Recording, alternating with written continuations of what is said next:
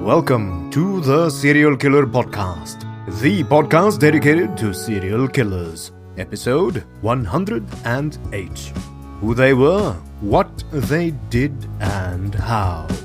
I am your Norwegian host, Thomas Viborg Thun. Are you tired of the winter darkness, dear listener?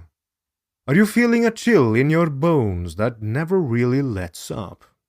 Well, let your humble host take you on a journey far to the south.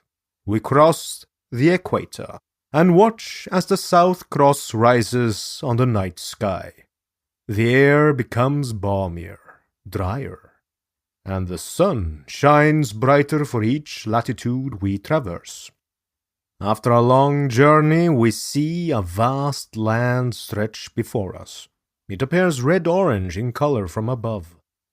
As we get closer, we see magnificent cities, beautiful people, pristine beaches, and seemingly endless desert landscapes. Almost exactly at the center sits a large rock. It's almost blood red against the cobalt sky. The white people who came to this ancient land just a couple of centuries ago tend to call it Ayers Rock. To the Aborigines, who has called this island continent home for many, many thousands of years, its name has never been anything but Uluru. To the north, the desert gives way to lush rainforests. To the east and south lies the best beaches to surf, the grandest city called Sydney, the capital Canberra, as well as most of the other large metropolises, all of them gorgeous and wealthy. To the west, most of the land is rural farmland and the so-called bush and outback. But we also have the world's most geographically isolated major city, Perth. The land I am talking about is, of course, none other than the land known colloquially as Down Under, Australia. This beautiful land is also deadly. Very much so. A funny saying you might have heard goes like this. What things does not try to kill you in Australia? Answer: some of the sheep. It's an exaggeration, of course, but it has a certain ring of truth to it as well. In the water lapping against its idyllic beaches lurk man-eating sharks, man-eating crocodiles, lethal water snakes, poisonous fish, and even more poisonous jellyfish that will kill a man within 3 hours after caressing him slightly with its tentacles. On land, there are dozens of various kinds of spiders that can kill, 100 different types of venomous snakes, and I kid you not, huge and very aggressive birds called the cassowary that can slice a human open, killer bees, and of course, the most dangerous animal of all, human serial killers. Tonight's expose centers on a killer couple. They are perhaps not the most famous killers in the world, but their depravity and evil acts stand back to none of our well-known serial killer superstars. The pair reveled in kidnapping, torture, rape, and murder, and 4 young women was brutally murdered at the hands of Catherine and David Birnie, the Moorhouse murderers. To support the show and become a true TSK aficionado, head on over to patreon.com/the Serial Killer Podcast. You can help out a lot by donating $1, $5, $10, or to be featured on the show by donating $15. All patrons donating will get access to bonus material, but those joining the TSK $10 Plus Club will get access to all bonus material. Again, dear listener, that's patreon.com/the Serial Killer Podcast.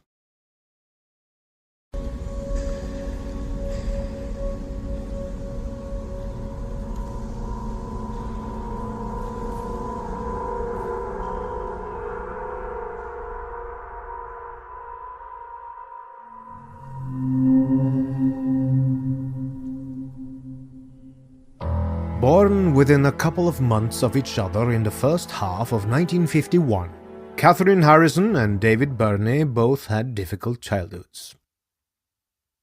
David Birnie was the first of 5 children to an alcoholic mother and physically handicapped father, who lived in what was then a semi-rural suburb in eastern Perth. Rumors about incest within the family abounded, and the Birnie house was filthy. Mrs. Birnie swore and was ill-kempt, did not cook family meals, and was known to exchange sexual favors with taxi drivers in lieu of payment. When they moved suburbs, the Birnies began living next door to where a lonely motherless 12-year-old girl, Catherine Harrison, lived with relatives. When she was 2 years old, Catherine's mother had died giving birth to a baby brother, who then also died. Catherine moved to South Africa, where she was sexually abused and raped by her own father, until, at around age 13, she was taken back to Perth by her maternal grandparents. When her strict and isolating grandmother had an epileptic attack that left her unable to care for Catherine, she was shipped off to her aunt and uncle in the inner southeastern Perth suburb of Lathlane. Living next door was a smart, wild teenage boy around her own age, and before they turned 14, neighbors David Birnie and Catherine Harrison were in a sexual relationship. Both had already racked up ample sexual experience after years of sexual abuse. The kind of sexual experience they did have might very well have started them off to a deviant and perverted path, where normal human intimacy and love had little or no place at all. In addition, David Birnie was a brilliant conversationalist, having read up on everything from politics to science to the Egyptian pyramids, and he enthralled Catherine. She had eyes for no other boy but David, and she would do whatever he wanted. But after years of welfare officers repeatedly removing the neglected Birnie children from their parents due to neglect, all 5 were sent off to different foster homes. And so, David and Catherine were torn apart by the government, at least for a while. David Birnie was skinny and small of stature and left school early, where he had been bullied for years, to become an apprentice jockey. At Ascot Racecourse, David developed a reputation for hurting the animals and for exposing himself. He was fired after the boss learned he had tried to rape an elderly lady at his boarding house after breaking into her room naked with a stocking over his head. David Birnie had, during the years of abuse, bullying, and crime, also become addicted to more and more extreme pornography, fetishism, paraphilia, and he had an insatiable hunger for sex. When torn away from his Catherine, David tried to meet other girls to have sex with. Mostly, they refused him, and according to his own brother, if David did not have sex every day, he would throw temper tantrums. Once, after a longer period of not having sex, David asked his own brother if he could have anal intercourse with him. His brother was disgusted by this and flatly refused him, only to wake up later that night by David trying to force his penis inside him. Luckily, the brother managed to force David off him and threatened serious violence if he ever tried anything like that ever again. As far as I know, David left his brother alone after that. David Birnie was reunited with Catherine in the mid to late 1960s when they were both in their late teens. David already had a juvenile record for petty theft, burglary, and assault. Catherine had left school to work as a machinist in a factory, making window blinds. Catherine did all she could to satiate him and did whatever he wanted of her, no matter how depraved. Together they went on a crime rampage that would land them both in jail. On the 11th of June, 1969, David and Catherine pleaded guilty in the Perth Police Court to 11 charges of breaking, entering, and stealing goods worth nearly 3,000 Australian dollars. The court was told that Catherine was pregnant to another man. They admitted to stealing equipment and using it to try to crack a safe at the Waverley Drive-In Theatre. Catherine was placed on probation, and David was sent to jail for 9 months. On the 9th of July 1969, they were again committed for trial in the Supreme Court on 8 further charges of breaking, entering, and stealing. They again pleaded guilty, and David had 3 years imprisonment added to his sentence. Catherine was put on probation for a further 4 years. But jail and sentencing was no deterrent for the young crime couple. On the 21st of June 1970, David broke out of Carnet Prison and teamed up with Catherine again. When they were apprehended just shy of 3 weeks later on the 10th of July, they were charged on 53 counts of stealing, receiving, breaking and entering, being unlawfully on premises, unlawfully driving motor vehicles, and unlawfully using vehicles. In their possession, police found clothing, wigs, bedding, radios, food, books, 100 sticks of gel ignite, 100 detonators, and 3 fuses. Catherine admitted that she knew that she had done wrong, but said that she loved Birnie so much that there was nothing she wouldn't do for him. David was sentenced to 2.5 years in prison, and Catherine received 6 months. Her newborn baby was taken from her by welfare workers and held until her release. Out of prison a few months later, and away from the evil influence of David Birnie, Catherine went to work as a live-in domestic for a family in Fremantle. For the first time in her life, the scrawny young woman seemed to have found some stability. Donald McLaughlin, the son of the family she worked for, fell in love with her, and they married on the 31st of May 1972. It was also Catherine's 21st birthday. Shortly after, she gave birth to the first of their 6 children. They named the baby boy Little Donnie after his father. 7 months later, Donnie was killed when he was crushed to death by a car in front of his mother. This event probably didn't do Catherine any favors psychiatrically, and it also caused her to pine even more for her first and only love, David Birnie. No one was surprised when she left her husband Donald. The family had been living in a state housing commission home in the working-class suburb of Victoria Park. Donald McLaughlin was unemployed, and Catherine had to look after him, their 6 children, and her own father and uncle, the latter 2 having seriously sexually abused her all through her young childhood. The place they lived was like a pigsty. She took no pride in the kids or the house. There was never any money for food. One day she rang her husband and said she wasn't coming back. She had been seeing David Birnie behind his back for the previous 2 years, and now she was going back to him. After 13 years apart, she moved back with David. Although they never married, Catherine changed her name to Birnie by deed poll and became his common-law wife.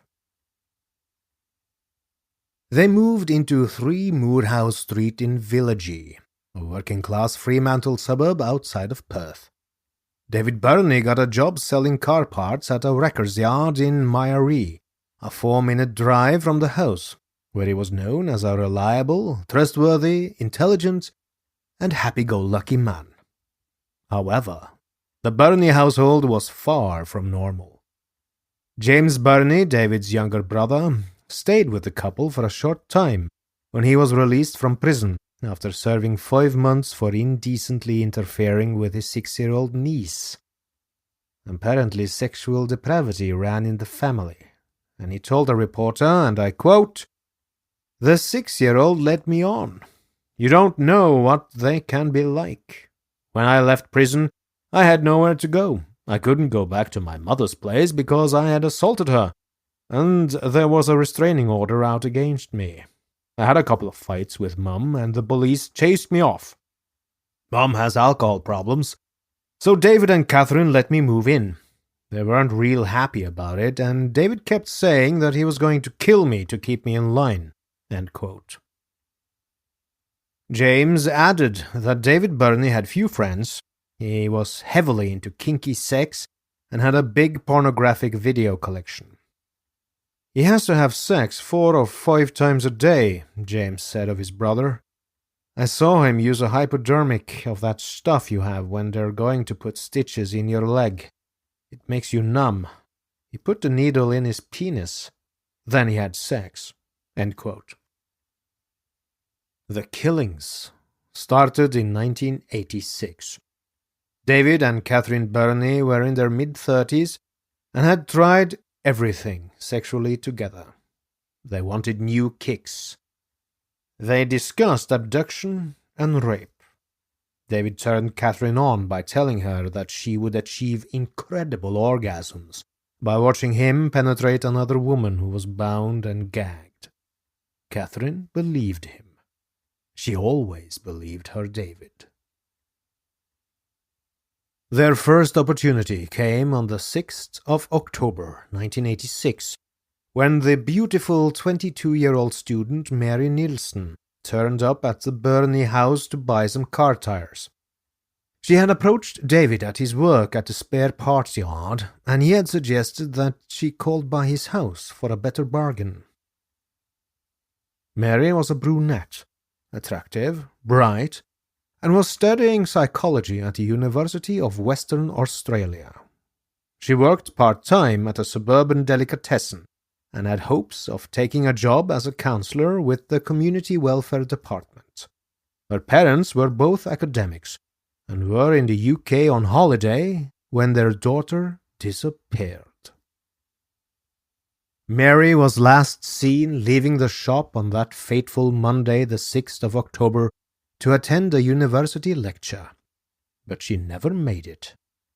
Her gallant sedan was found 6 days later, left in a riverside car park opposite police headquarters. David Birnie had driven it there. As Mary Nielsen entered the Birnie house, she was seized at knife point, bound and gagged and chained to the bed. Catherine Birnie watched as her lover repeatedly raped the girl. She asked him questions about what turned him on the most. This way she would know what to do to excite him. Catherine wanted that Mary Nielsen eventually had to die, and she was sure David wanted to kill as well. But it was something that she and David hadn't yet properly discussed. That night, they took the girl to the Glen Eagles National Park, where David raped her again, then wrapped a nylon cord around her neck and slowly tightened it with a tree branch as a makeshift garrote. Mary Nielsen choked to death on her knees at his feet. It was a slow, traumatic, and extremely painful death. When she was almost dead, David then stabbed her through the torso with a knife and buried her in a shallow grave. He told Catherine that the stab wound would allow any gases to escape as the body decomposed. He had read it somewhere in a book. The second killing followed the typical path of serial killers. It was an escalation in depravity and evil.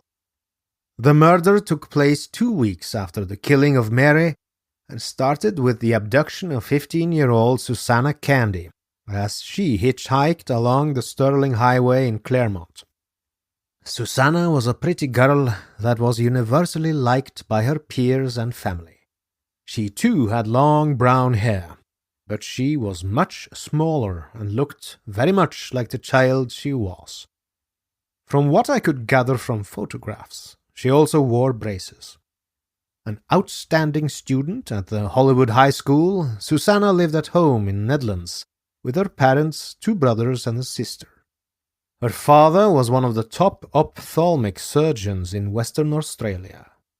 To her family, she was a source of happiness, cheer, and love. The Birnies had been cruising for hours looking for a victim when they spotted Susanna hitchhiking. Within seconds of being in the car, Susanna had a knife at her throat and her hands were bound. She was taken back to the Moorhouse house of horror, where she was gagged and chained to the bed. She was chained up completely nude, and then the rapes began. As covered earlier, David had an insatiable lust for sex, and he now had a child he could molest. And as all things depraved, this turned him on. After Birnie had finished raping the girl the first time, Catherine Birnie got into the bed with them. She now knew that this turned her lover on. The couple decided to keep Susanna for as long as possible as a sex slave. After Susanna went missing, the Birnies forced her to send letters to her family to assure them that she was all right. The family did not find the letters convincing, and rightfully feared for her life. When the Birnies finally had satiated their lust, David tried to strangle the girl with a nylon cord, but she became hysterical and went berserk. The Birnies forced sleeping pills down her throat to calm her down. Once Susanna was unconscious, David put a cord around her neck and told Catherine to prove her undying love for him by murdering the girl. Catherine obliged willingly. She tightened the cord slowly around the young girl's neck until she stopped breathing. David Birnie stood beside the bed, watching. They buried Susanna Candy near the grave of Mary Nielsen in the state forest. Asked by authorities later why she had done it, Catherine Birnie said, and I quote, "Because I wanted to see how strong I was within my inner self. I didn't feel a thing. It was like I expected. I was prepared to follow him to the end of the earth and do anything to see that his desires were satisfied. She was a female. Females hurt and destroy males." End quote. But the couple was by no means finished. They had found a new passion in life in the torture, rape, and murder of young women, and had no intention of stopping. Before we continue with the show, I want to tell you about one of my truly great sponsors, Talkspace. One thing that is a recurring theme on this podcast is mental health. All of the serial killers I cover are mentally ill, to an extreme degree. Some of them are incurable psychopaths, but some were deeply damaged, torn people that might never have ended up hurting anyone if they had gotten help. It's not always easy to confide in family and friends, and the best advice comes from people who are unbiased. Talkspace Online Therapy matches you with a licensed therapist trained to be an active, non-judgmental listener. We all need help navigating life's ups and downs. Talkspace offers the support you need at an affordable price. My listeners can get $100 off their first month by using code SKP at Talkspace.com. Match with a therapist for a fraction of the price of traditional therapy at Talkspace.com or download the app. Make sure to use code SKP to get $100 off your first month. That's Talkspace.com, promo code SKP. On the 1st of November, they saw 31-year-old Nolene Patterson standing beside her car on the Canning Highway, East Fremantle. She had run out of petrol while on her way home from her job as a bar manager at the Nedlands Golf Club. Nolene lived with her mother in the leafy suburb of Bicton on the shores of the Swan River. She was an extremely popular lady, and club members described her as charming and polite. She had been an air hostess with Ansett Airlines for 9 years and had worked for corporate tycoon Alan Bond as hostess on his private jet for 2 years. Nolene had been working at the golf club for about a year when she accepted the Birnie's offer of a lift. Nolene didn't hesitate to get in the car with the friendly couple. Once inside, she had a knife held to her throat, was tied up, and told not to move or she would be stabbed to death. She was taken back to the house on Moorhouse Street where David repeatedly raped her, after she was gagged and chained to the bed. Catherine hated Nolene Patterson from the minute she set eyes on her. A beautiful, elegant lady, Nolene was everything that Catherine wanted to be, but was not. What is more, David was entranced by her. They had originally decided to murder Nolene Patterson that same night, but when David kept putting it off, Catherine became infuriated. She feared her beloved David would end up wanting to be with Nolene instead of her. They kept Nolene prisoner in the house for 3 days before Catherine had enough. At one stage, she held a knife to her own heart and threatened to kill herself unless he chose her and killed Nolene. This shows how Catherine in no way was a poor, simpering slave to David, forced to do his every bidding. She was just as much a murderous force as he was. Finally, he acquiesced to his wife and forced an overdose of sleeping pills down Nolene's throat and strangled her after she fell unconscious. All the while, Catherine stood by watching, making sure that her object of hatred was being killed properly. They took her body to the forest and buried it along with the others. Catherine Birnie got great pleasure in throwing sand in the dead woman's face. Less than a week later, on the 5th of November, they abducted 21-year-old Denise Brown as she was waiting for a bus on Stirling Highway. Denise was a fun-loving girl who worked as a part-time computer operator in Perth and spent a lot of her spare time at dances and nightclubs. Unlike the other victims, she had short hair, but she too was a brunette. She shared a flat in Nedlands with her boyfriend and another couple. Denise spent her last night at a cool Bellup hotel with a girlfriend. She accepted a lift from the Birnies outside the Stoned Crow wine house in Fremantle. A close friend said later, and I quote, "She was someone who would do anything to help anyone. She trusted too many people. Perhaps that is why she didn't think twice about taking a lift." End quote.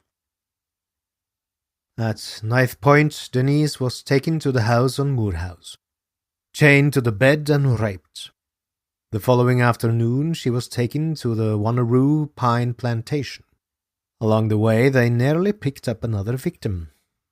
After the Birnie's capture, a 19-year-old student told police how she was offered a lift by 2 people who she later recognized as Catherine and David Birnie from photos in the newspapers. After finishing university for the day, the 19-year-old was walking along Pinjar Road, Wanneroo, when a car pulled up beside her. There were 2 people in the front, and another slumped in the back seat. Later, she realized that the person in the back was probably Denise Brown. The young woman explained the event as follows, and I quote, I felt uneasy. I didn't recognize the car. There was a man driving and a woman in the front seat of the car. The man kept looking down, not looking at me, and the woman was drinking a can of UDL rum and coke. I thought the fact that she was drinking at that time of day was strange. He didn't look at me the whole time. It was the woman who did all the talking. She asked me if I wanted a lift anywhere. I said, "No, I only live up the road." They continued to sit there, and I looked into the back seat where I saw a small person with short brown hair lying across the seat. I thought it must have been their son or daughter asleep in the back. The person was in a sleeping position and, from the haircut, looked like a boy, but for some reason I got the feeling it was a girl. I told them again I didn't want a lift because walking was good exercise. The man looked up for the first time and gazed at me before looking away again. By this time more cars had appeared, and I started to walk away, but they continued to sit in the car. Finally the car started and they did another U-turn and drove up Pinjar Road towards the pine plantation. It wasn't until I saw a really good photo of Catherine Birnie that I realized who they were. Somebody must have been looking after me that day. I don't know what would have happened to me if I had got into that car. End quote. Safely away from the street, in the seclusion of the forest, David Birnie brutally raped Denise Brown in the car while the couple waited for darkness. They then dragged the woman from the car and David raped her again. In the light of Catherine's torch, David plunged a knife into Denise's neck while he was raping her. He left the knife in her neck, causing the woman extreme, unimaginable pain. Denise didn't die straight away. Catherine Birnie, still holding the torch, found a bigger knife and urged her lover to stab her again. He didn't need much prompting. He stabbed Denise in the chest and stomach with the knife until Denise lay silent at his feet. Convinced that the girl was dead, they dug a shallow grave and lay her blood-soaked body in it. As they were covering Denise Brown with sand, Denise suddenly sat up in the grave. David grabbed an axe and struck her full force on the skull with it. This too did not kill her. She truly had willpower and strength and wanted to live. Denise sat up again, but this time David turned the axe head around and cracked the girl's skull open, exposing and tearing her brain. This time she died. They then finished covering Denise with sand in her shallow grave. By now, police was very much on the trail of the killing couple. On the 10th of November, 5 days after the disappearance of Denise Brown, Detective Ferguson and Detective Sergeant Vince Katish were following up leads on Denise's disappearance when they got the breakthrough they were so desperately waiting for. They were told on the two-way radio that a half-naked young woman had just staggered into a small villagey shopping complex and had been taken to the Palmyra police station. Thinking that the missing Denise Brown had turned up, Ferguson and Katish sped to the police station. Instead, it was a 16-year-old girl who told them the most amazing story. The terrified teenager said that she had been abducted at knife point the previous evening by a man and a woman who asked her directions as she was walking along the street near her home in fashionable Netherlands. She was taken to a house in Villagey, where the couple ripped off all of her clothing before chaining her to a bed by her hands and feet. The girl said the man repeatedly raped her as the woman watched. The couple spoke of injecting cocaine into the head of the man's penis. The following morning, after the man had gone to work, the woman unchained the girl and forced her to telephone her parents and tell them that she was staying with friends and that she was okay. While she was using the phone, she was astute enough to note the number written on the telephone. When the woman left the bedroom to answer the door, presumably to let in a cocaine dealer, the girl found an open window and escaped. She was able to give police a full description of her attackers, along with their telephone number and address. The girl led the team of armed detectives to the disheveled white brick house in Moorhouse Street. There was no one at home. 2 detectives hid in a panel van, parked in the driveway, and apprehended a very tense and nervous Catherine Margaret Birnie when she arrived home. She told them where to look for the man. Minutes later, other detectives picked up David where he worked as a laborer in a spare parts car yard. The Birnies vigorously denied the girl's allegations. Instead, they claimed that she had been a willing party and had gone with them to share a bong of marijuana.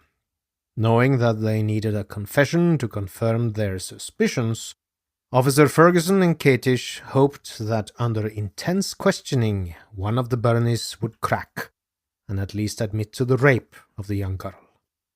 They grilled the Birnies separately. It was David Birnie who eventually cracked. Just after 7 p.m. that evening, Detective Sergeant Katish said to David Birnie half-jokingly in reference to the missing women, "It's getting dark. Best we take a shovel and dig them up." To his astonishment, David replied, and I quote, "Okay, there's 4 of them." End quote. When told of her lover's confession, Catherine Birnie also broke. They agreed to take police to the bodies that were buried not far from the city. It was as though it was a load off David Birnie's mind. He spoke freely with the detectives as he directed the convoy of vehicles out of the metropolitan area and towards the state forest, north of the city. Detective Sergeant Katish was amazed that neither of the Birnies showed any emotion or embarrassment while the bodies were being uncovered. If anything, they appeared to enjoy being the center of attention as they pointed the graves out to police. And so it was that on the 12th of November, 1986, David John Birnie and Catherine Margaret Birnie appeared in Fremantle Magistrates' Court, charged with 4 counts of willful murder. They stood emotionless as the charges against them were read out. Neither had legal representation. No plea was entered, bail was officially refused, and the Birnies were remanded in custody. The pair was once more separated and was kept under lock and key until the 10th of February, 1987, when the trial commenced at Perth Supreme Court. David Birnie pled guilty to 4 counts of murder and 1 count of abduction and rape, thereby sparing the families of his victims the agony of a long trial. Catherine Birnie had not been required to plead, as her barrister was waiting on a psychiatric report to determine her sanity. She was remanded to appear later that month. Mr. Justice Wallace sentenced David Birnie to the maximum sentence of life imprisonment with strict security. He added, and I quote, "The law is not strong enough to express the community's horror at this sadistic killer who tortured, raped, and murdered 4 women. In my opinion, David John Birnie is such a danger to society that he should never be released from prison." End quote. Found sane enough to plead, Catherine Margaret Birnie admitted her part in the murders and was sentenced on the 3rd of March 1987 in the Perth Supreme Court. She stood in the dock holding hands with David Birnie, the man who had led her down the path of torture, rape, and murder. Mr. Justice Wallace had no hesitation in handing down the same sentence as that imposed on David Birnie. He said, Again I quote, "In my opinion, you should never be released to be with David Birnie. You should never be allowed to see him again." End quote. As she was taken from the court, the scrawny mother of 6 took one last look at her lover. They would never see each other again. And so ends the saga of the Moorhouse murderers. I hope you enjoyed listening to me telling it to you. Next week I will bring you episode 109 and a Christmas serial killer special. So, as they say in the land of radio, stay tuned. This podcast would not be possible if it had not been for my dear patrons who pledge their hard-earned money every month. There are especially a few of those patrons I would like to thank in person. These patrons are my 16 most loyal patrons. Many of them have contributed for at least the last 45 episodes, and their names are Maud, Amber, Anne, Cassandra, Evan, Jennifer, Jill, Kathy, Lisa, Lisbeth, Mark, Mickey, Philip, Russell, Sam, and Troy. You really help produce this show, and you have my deepest gratitude. Thank you. If you wish to join this exclusive club of TSK producers, go to theserialkillerpodcast.com/donate and pledge $15 or more to have your name read live on this show. Finally, I wish to thank you, dear listener, for listening. If you like this podcast, you can support it by donating on patreon.com/theserialkillerpodcast, by leaving a review on Apple Podcasts, facebook.com/theskpodcast, or by posting on reddit.com/theskpodcast. Thank you. Good night and good luck. If you like this show, you're going to love Pluto TV. Pluto TV is the leading free streaming television service. Watch over 100 TV channels and thousands of movies on demand, all for free. No credit card needed. No sign up? You can download Pluto TV for free on all of your favorite devices today, including your phone. Roku, Amazon Fire TV, Apple TV, Smart TVs, PlayStation, and anywhere else you stream.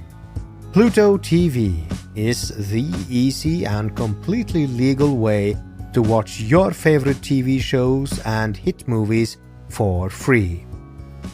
Also, have you had a chance to listen for Crying Out Loud? I recommend checking it out. For Crying Out Loud is hosted by Adam Carolla's wife Lynette and comedy writer Stephanie Wilder-Taylor. These women are hilarious. Listen in as they share their comedic views on parenting, marriage, and kids. Lynette and Stephanie are honest, silly, and even vulnerable as they discuss their own experiences as wife and mom. You'll feel like you're hanging with your best girlfriends. Listen every week on Podcast One, Apple Podcasts, and many of your favorite podcast listening apps.